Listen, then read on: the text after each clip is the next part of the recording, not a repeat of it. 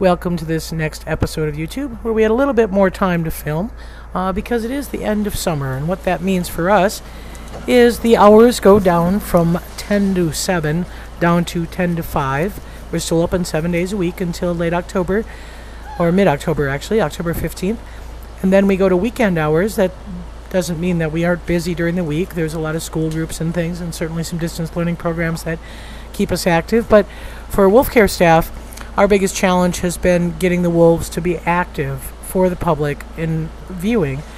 They certainly looked active here, but this is filmed at 7:30 in the morning when it's cooler, and that's been our pattern, is they're up and they're moving around. When we get here in the morning, they're already up and they're racing around and wrestling with each other, and it's adults as well as pups. And this is Denali and watching Luna and Boltz do some jaw sparring and some basic wrestling. But that's been our challenge. You can notice, hopefully, on the puppies more than the adults, they're starting to grow their winter coats. And so summer's over for a lot of reasons. The winter coats are coming in. I would like to report that Luna is 47.5 pounds. Boltz is 62 pounds. And we, again, hope that Luna gets up to be maybe about a 75-pound female adult. We think Boltz will probably hit the 90-pound range, but we'll, again, be watching that pretty closely. We are weighing them more frequently. That is when they feel like stepping on the scale. So it's not a daily basis. Sometimes they just choose not to come in the medical pen and get weighed. But they're doing well. Luna here getting a little dominance from Boltz and a little bit of kind of grooming behavior from Aiden. He's kind of nibbling on her. We do see Aiden continuing to guard these pups and to spend a fair amount of time with them. Luna especially, we do see a really strong connection for Aiden. He definitely watches Luna and seeks Luna out. And earlier today, I didn't get it on film, but I watched them wrestle on the pine chips, on the wood chips, and Aiden did a squash on Luna, which means he kind of rolled over on top of her, and then she got up and she did a squash on top of him. So those are really good social behaviors. You can see Luna has no problem dealing with things. They get a little intense. Her snap response is pretty strong. So she is, again, having supplements on a daily basis. That's been a little bit of a challenge. She chooses not to take the supplements on most days, and so we are working on that. Her back right leg is doing well. We don't see any mobility issues. She pounces, she runs, she climbs to a fault sometimes, a little bit more active than we want. But she has no problem. The adults have never really identified any weakness with that back right leg, so that's been real good for us. And again, you see Aiden here is kind of doing the squash. He's sitting partly on her, and that is really, believe it or not, a social behavior. And then he tries to do a little bit of dominance on Boltz, and it does go back and forth between Luna and Boltz. In this particular first couple of minutes of clips, Luna was kind of on the bottom, and then Aiden decides to go dominate Boltz, and so that led to a chase where Boltz got pinned. But again, it goes back and forth, and this is a morning routine. You know, unfortunately, we're an exhibit that opens at 10 a.m. About that time, the pups go to bed. They are growing, and as I said, their weights are doing well, and as well as getting this winter coat, which makes them hot. We've had some 85-degree days, and that has led to a lot of pond activity. Certainly them coming in and out of the pond. One thing that is interesting on this latest day, and as I'm recording this, it's 88 degrees and about 85% humidity. And that winter coat, in addition to that humidity and that heat, makes it very, very hard for the pups. They've been having actually today, a little diarrhea that's probably heat stress related. And the pond is just actually too warm for them. They don't want to go in the pond on these warm days. What we've been doing is taking their small Rubbermaid water that we had when they were in the wolf yard and just setting that at the gate, filling it with cold water, and they've actually been pawing in it like they did when they were pups. Now, of course, so does Denali, and Denali's been taking, this is the second day we've used it in the heat, and Denali's been dragging it throughout the enclosure, but it does get them up, it gets them in the water, gets them cooled off, and certainly gives them a better opportunity to deal with these hot days. So what you're looking at right now is the back of the den. This is the concrete work that we just did.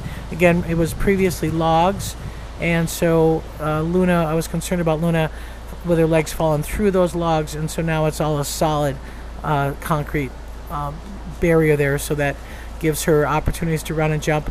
The den is a very active place for them. They are on that den site quite a bit in the mornings. If you do watch the webcams, that's going to be called the den cam, and that's probably the one that picks them up the most.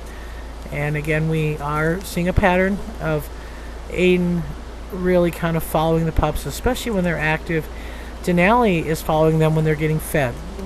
He's like a bottomless pit when it comes to food. Denali is a tall, big animal. And I thought I'd give you this perspective of Denali's legs in relationship to Boltz. Pups look like they're growing a bit, but when you put them up in comparison to these adults, they got a lot of growing to do to match, especially Denali.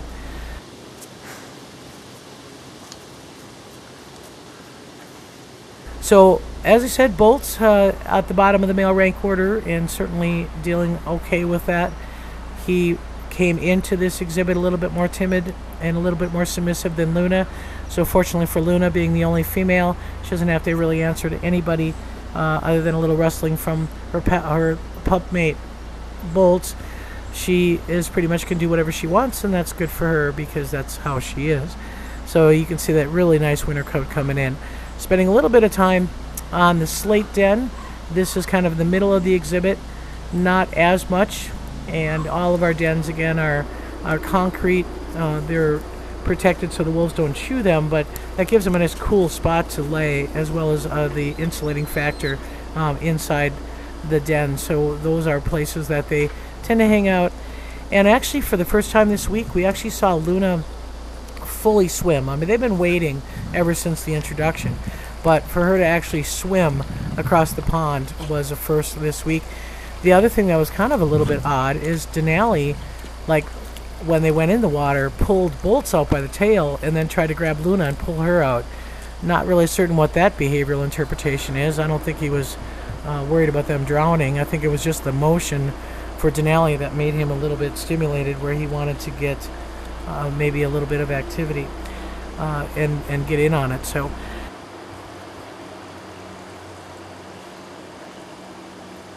over in Grizzer's enclosure, we washed his pond, gave him some fresh water during this heat spell so that he was a little bit more inclined to use it. And that's something that we do on a regular basis with all these ponds, except the main exhibit pack. And Grizzer's investigating the camera there. Again, back to the winter poses, the top of the den, watching the pups, watching the adults. He can see the exhibit pack clearly from there, so that's a real good spot for him. And then we had previously fed some chicken, and so here's the episode of him digging his own caches up and actually consuming some of that food. So I thought I'd take a little time while you're watching Grizzer catch flies and eat chicken that's got dirt on it. Talk a little bit about Grizzer and his situation. I think I had some people say, if Aiden and Denali are calm, would we put Grizzer back in? And I've addressed that before, where we don't want to take that risk with Grizzer.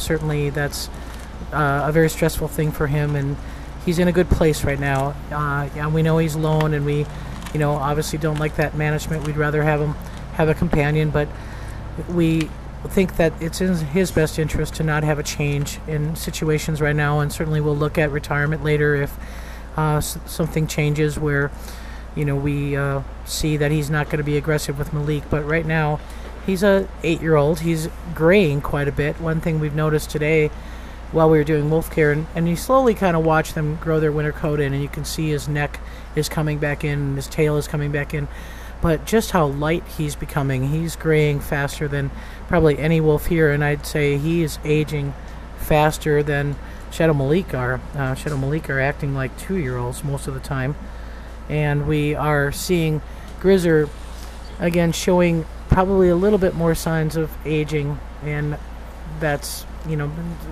individual wolf characteristic, and certainly we've seen that with Lucas, who had the same thing from the 1993 litter. He got real ghost-like gray, very, very white coloration when he was about 9 or 10, so that's kind of the pattern that he's following. So we feel pretty good about where Grizzer's at. Shadow, we're still having some concerns about heat. He does not like hot weather, and he's kind of off a little bit.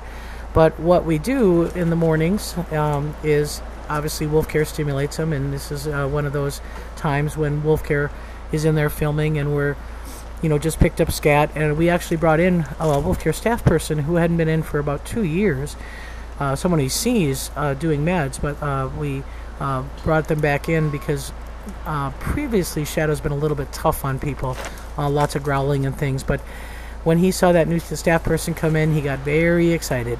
And this is what I mean about not aging. This is Shadow running and jumping and just getting excited about having a new stimulus. So with Grizzly's situation and with Shadow Malik's situation, people are the primary stimulus for those guys, whereas the exhibit pack, they're all young animals, and those wolves are each other's stimuli. As a matter of fact, the pups could care less whether we exist other than to feed them, and I think Luna would prefer that we didn't feed or supplement, but Luna's going to keep getting supplement until December, whether she likes it or not. And these guys, it's a little bit different when you're older. In retirement, it's the human presence that really gets the stimulus going, versus in the exhibit pack, it's the wolf presence. So that's about it. Other than that, thanks for watching, and thanks for putting up with a short YouTube last week, and we will see you next week.